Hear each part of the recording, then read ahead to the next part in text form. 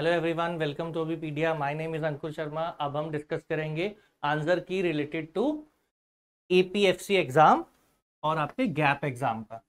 तो इसमें भी जो क्वेश्चन आए थे, देखिए अराउंड 12 क्वेश्चंस आपके आए थे फ्रॉम दिस टॉपिक, बेसिक में से थे। और अगर आपने प्रिपरेशन मेरे साथ की है तो ऑब्वियसली आपने जो है बड़े इजीली वो अटेम्प्ट कर लिए होंगे, ज़्यादा मुश्किल नहीं थे। हाँ, इसमें भी 2 न्यूमेरिकल्स थे, जैसे ईओ वाले में थे 2 न्यूमेरिकल थे, बट वो ज़्यादा टफ नहीं थे। तो पहला जो आपका क्वेश्चन है वो था the insurance claim received on account of machinery damage completely by fire.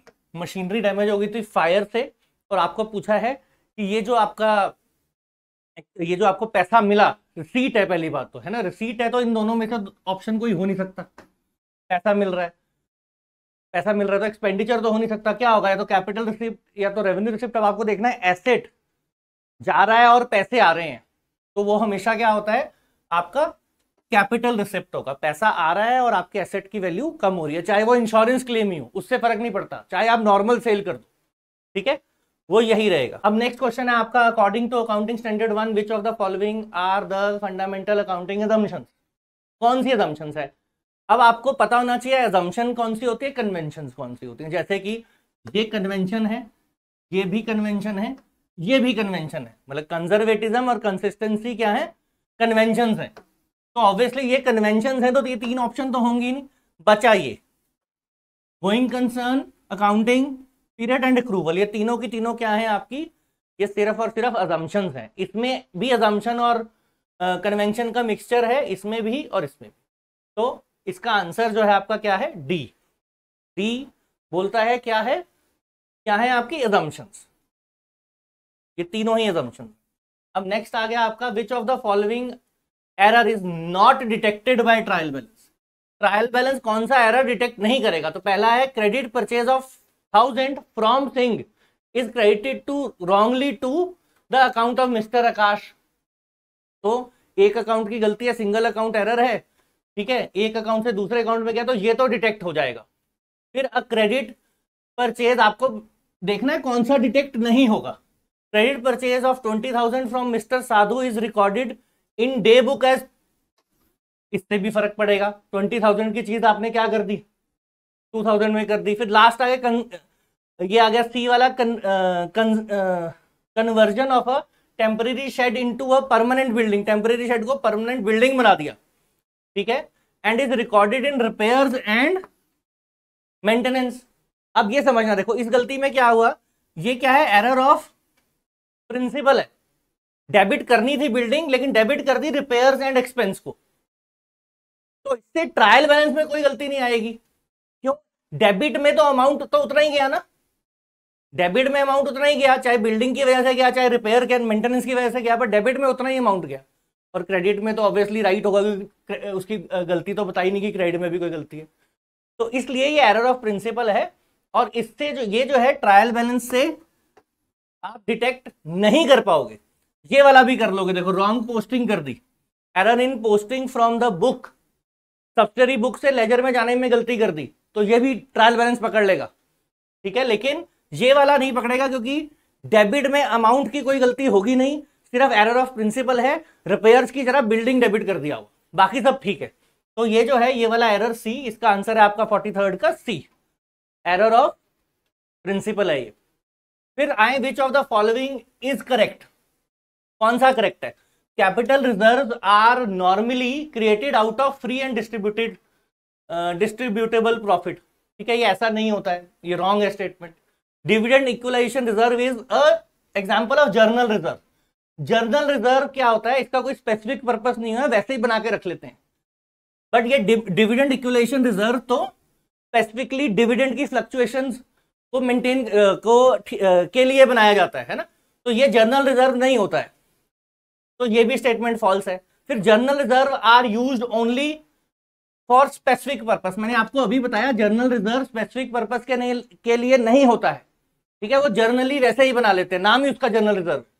फिर last I, provision is a charge against profit. Yes, ये प्रॉफिट एंड लॉस अकाउंट में डेबिट में जाता है, कोई भी प्रोविजन हम बनाते हैं तो जो भी चीज प्रॉफिट एंड लॉस अकाउंट में डेबिट जाती है वो हर एक की हर एक चार्ज अगेंस्ट प्रॉफिट्स होती है, ठीक है, और वो कंपलसरी होती है, इसका मतलब ये है।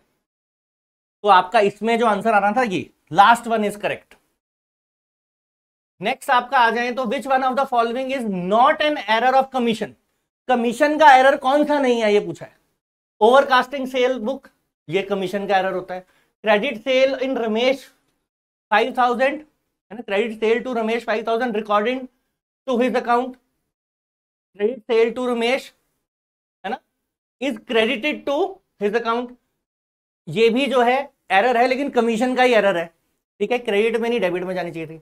रॉन्ग बैलेंसिंग ऑफ मशीनरी, ये भी एरर ऑफ कमीशन ही है। जो भी आपकी मिस्टेक्स होती है कैलकुलेशन की, पोस्टिंग में अमाउंट गलत पोस्ट कर दिया, सारे एरर ऑफ कमीशन होते हैं। और ये हमने इससे रिलेटेड मैंने बहुत सारे एरर रेक्टिफिकेशन ऑफ एरर से रिलेटेड भी काफी क्वेश्चंस किए थे, है ना, तो करवाए थे। तो जिन्होंने तो वो अटेंड किए थे सेशन, उनका तो वैसे ही ठीक हो गया होगा। ये क्लियरली पता लग रहा है, cash sales not recorded in cash book, omission हो गई तो एरर ऑफ ओमिशन है सीधा। बाकी तीनों के तीनों जो है वो एरर ऑफ कमीशन है। तो आपसे पूछा था नॉट एन एरर, कौन सा नहीं है, ये वाला।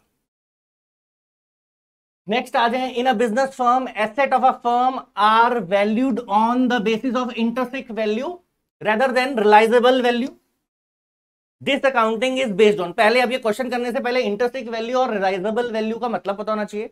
इंटरसिक वैल्यू जो होती है वो आपकी वैल्यू रहती है कौन सी, वो वैल्यू जिससे जो आपकी बुक वैल्यू होती है एसेट, हिस्टोरिकल कॉस्ट कह सकते हैं, जिस पे आपने एसेट को खरीदा उसको बुक वैल्यू बोलते हैं।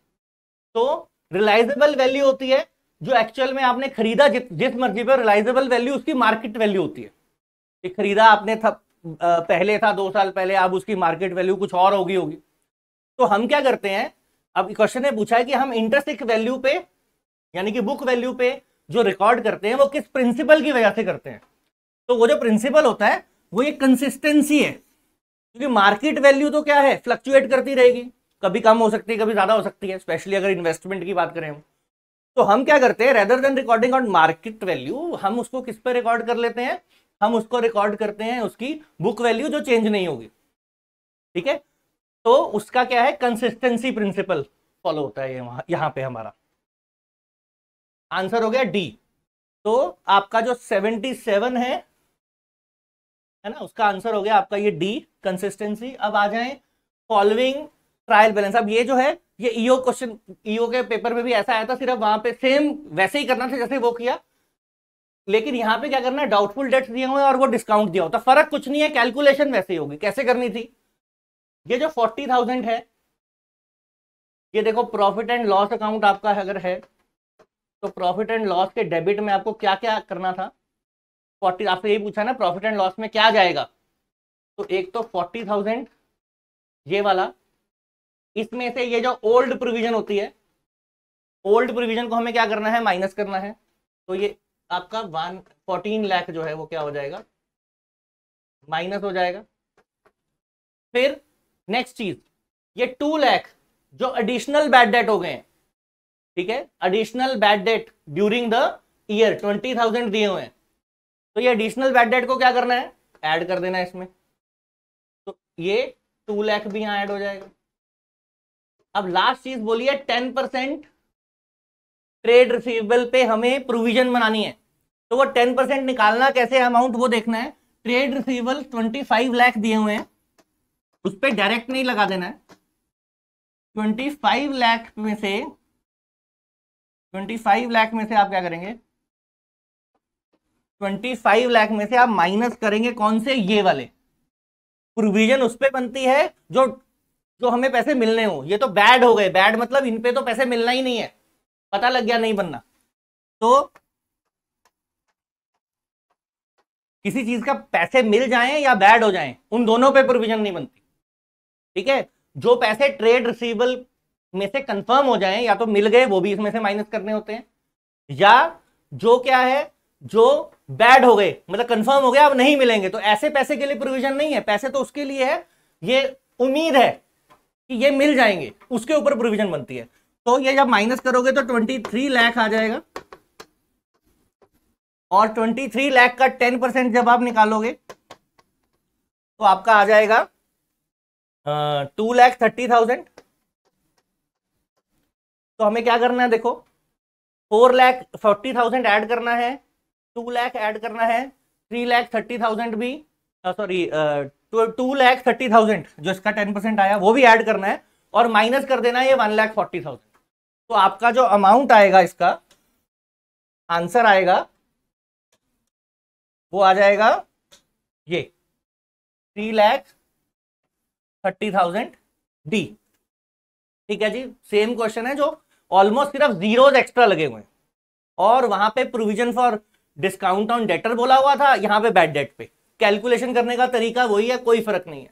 फिर नेक्स्ट आ जाए, which of the following is not a major consideration in the selection and application of accounting policies. इनमें से कौन सी चीज जो है हम कंसिडर नहीं करेंगे? प्रूडेंस कंसिडर करेंगे, कंसिस्टेंसी, ये दोनों कन्वेंशन होती है, मटीरियलिटी ये भी इंपॉर्टेंट है, which facts are material and which facts are not material, substance over form, ये जो है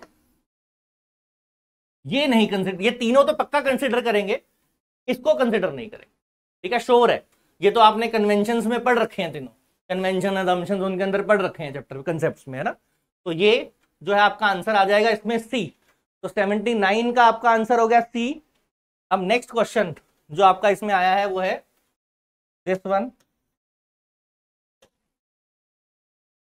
फिर से क्वेश्चन वैसा ही है जैसा ईओ में आया, इन्वेंट्री से रिलेटेड है, लेकिन मेथड वहां फीफो था, यहां लीफो आ गया।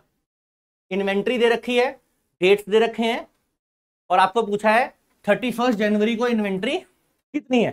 तो क्या करना है, देखो इसमें इन्वेंट्री इन हैंड शुरू में इतनी है, इसकी वैल्यू निकाल लेते हैं, इंटू 7 कर देते हैं तो 1400 आ गया। इसको भी मल्टीप्लाई कर देते हैं तो आ गया ये 8800। ठीक है जी, ये दो हो गए। अब क्या आया उसके बाद, ये देखो 8 और 1 के बीच में 6 है डेट, 6 जैन को सेल हुई, कितने की हुई? 100 यूनिट्स की। तो लास्ट इन लास्ट आउट आपको समझना है, 6 जैन से पहले सिर्फ यही इन्वेंट्री पड़ी थी, इसके अलावा और कोई इन्वेंट्री नहीं थी, और जो खरीदी है वो तो 8 को खरीदी है ये वाली। तो इसी में से 100 जो है वो हम सेल कर देंगे। तो 100 इंटू 7, ये 701 सेल हो गई। ठीक है, फिर नेक्स्ट, फिर आई नेक्स्ट डेट, 6 के बाद 8 हो गई, 8 तो हमने पहले वहां लिख दी। 8 के बाद नेक्स्ट डेट आई 9th को फिर सेल की 200 यूनिट्स के। अब समझना है, अब लास्ट इन लास्ट आउट है, जो बाद में आया उसको पहले आउट करना है, ये समझना है। तो अब आपको समझना है, जब जैन 9 हुई तो हमारे पास 2 इन्वेंट्री पड़ी है, ये वाली, इसमें से 100 पड़ा है और इसमें से पूरा 1100 पड़ा है। मेथड हमारा लास्ट इन लास्ट आउट है। लास्ट इन लास्ट आउट के मतलब ये पूरा का पूरा 200 कहां से देंगे? यहां से देंगे 200, और इसकी वैल्यू है 8, तो कितना हो जाएगा? 1600। ठीक है जी, फिर 25 को और स्टॉक आ गया, कितना आ गया? इंटू 27। अब हमें क्या करना है, देखो आपको पूछा है, देखो ये आपकी क्या हो गई परचेज, ये जो टोटल करेंगे तो ये आपका क्या आ जाएगा? टोटल इन्वेंट्री जो आपने परचेज की और ओपनिंग इन्वेंट्री दोनों को ऐड कर देंगे, ओपनिंग इन्वेंट्री को भी और जो आपने परचेज करी, ये आपकी इन्वेंट्री है, जिसमें से इतनी इन्वेंट्री आउट चली गई, वैल्यू निकाला। वैल्यू निकालने का पॉइंट था, वैल्यू ध्यान से निकालनी थी बस, ये देखकर कि लास्ट इन लास्ट आउट है तो उसके अकॉर्डिंग। अब ये कितना आ गया, इसको आप ऐड करो, इनको माइनस कर दो, तो आपका जो ऑप्शन आएगा आंसर वो ये आ जाएगा सी 10600। इन तीनों को ऐड करके ये दोनों माइनस कर। ठीक है जी, तो ये आपका इस क्वेश्चन का आंसर था 80th का। फिर आ जाए 81 में, विच of the following is not a capital expenditure. इनमें से कौन सा कैपिटल एक्सपेंडिचर नहीं है? Expenses on foreign tour for purchasing a new machine, नई मशीन खरीदने पे जो भी खर्चा होता है वो तो क्या होता है? कैपिटल होता है। Freight and insurance of the machinery purchase, ये भी इसी में जाएगा। फ्रेट मतलब उसको लाने का खर्चा, इंश्योरेंस जो भी आपने ट्रांजिट में करी होगी वो भी इसी में जाएगा मशीनरी में। फिर amount spend on repairing second hand machine before put to use, आपने समझना है सेकेंड हैंड मशीन, लेकिन सेकेंड हैंड मशीन आपने जो है सेकेंड हैंड मशीन खरीदी उसके खरीद के फिर उस पर खर्चा किया ताकि वो यूजेबल हो जाए, तो ये भी कैपिटल एक्सपेंडिचर है। नॉर्मल मशीन की आप रिपेयर वगैरह करते हो, नॉर्मल जो चल रही है ऑलरेडी मशीन, वो रेवेन्यू में जाता है, लेकिन ये कैपिटल में जाता है। तो बचा ये वाला 500 spent on remove of a worn out part, वही रनिंग मशीन है, उसका एक पार्ट निकाल के दोबारा कोई नया पार्ट डाल दिया। तो ये जो है आपका नॉट कैपिटल है, ये कैपिटल नेचर का ये वाला नहीं है, तीनों जो है वो कैपिटल के। तो आपका आंसर हो जाएगा ए, ठीक है, 81 का आपका आंसर हो जाएगा ए। फिर नेक्स्ट क्वेश्चन आपका आया, the value of long term investment in share is subjected to wide fluctuation. Share में हमने इन्वेस्टमेंट कर रखे कंपनी के पैसे, उनमें बहुत ज्यादा फ्लक्चुएशन हो सकती हैं। A provision created against fluctuation in value of investment is based on the convention of, मतलब ये जो फ्लक्चुएशन हो गई, इनको काउंटर करने के लिए अगर हमने कोई प्रोविजन बनाई तो वो किस प्रिंसिपल के अकॉर्डिंग बनाई होगी? तो वो कौन सा प्रिंसिपल होगा? Conservatism, intelligence, prudence, which says always provide for losses, never worry about, never estimate the profit. Profit हो रहे हैं कोई दिक्कत नहीं, हो जाएंगे, लेकिन आपको लगता है फ्यूचर में कोई लॉस हो सकता है, जैसे कि इसमें फ्लक्चुएशंस हैं, तो फ्लक्चुएशंस में वैल्यू बढ़ भी सकती है, कम भी हो सकती है, तो लॉस होने के चांस तो हैं। तो इसलिए हम क्या करेंगे, इस प्रिंसिपल का यूज करेंगे और क्या करेंगे, प्रोविजन बना देंगे। तो कोई भी प्रोविजन बनाई जाती है वो कंजर्वेटिज्म के प्रिंसिपल पे ही बनाई जाती है। फिर नेक्स्ट आपका goodwill account is real account, personal account, nominal account या एक्सपेंस अकाउंट। इनमें से कौन सा अकाउंट है? गुडविल आपको पता है इंटेंजिबल एसेट होता है, और जो भी आपके एसेट होते हैं उनको हम क्या बोलते हैं, वो किस टर्म में आते हैं? रियल अकाउंट के अंडर आते हैं। 12 क्वेश्चंस आपको आए थे, सबके मैंने आपको आंसर बता दिए। होप आपके आंसर्स भी ठीक होंगे। All the best.